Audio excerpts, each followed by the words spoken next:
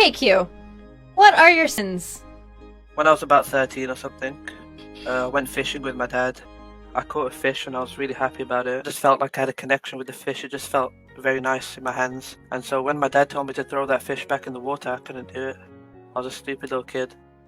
So I threw a rock in the water pretending it was the fish, and I shoved the fish down my trousers. And this fish was not bigger than my dick when it's hard, but it was in there. And the fish, it got warm as we were going home. And I just remember I was getting a boner while I was going home, and my dad was speaking to me, and I tried to shift the focus away from the warm fish, because I could feel the fish kind of like shaking, dying, on my dick, like it was giving me like not a blowjob, but it just felt like it was, its last moments from my dick, and it felt really special to me, even though it is weird.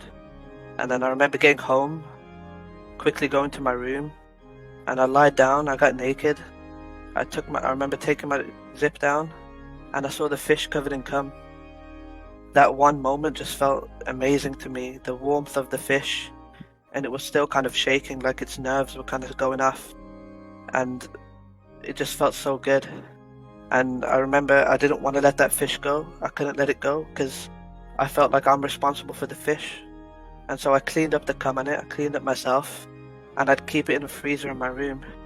And whenever I'd get horny or stuff, I'd use the fish to like masturbate, and I'd come all over it again and again and again, almost up to a week, until the fish was smelling at the house, and my dad would, kind of clock on that something's going on with me, and he could tell from the smell, and he looked in my mini fridge, and he saw the fish, and I remember making up a lie saying, "Oh, it's not my fish.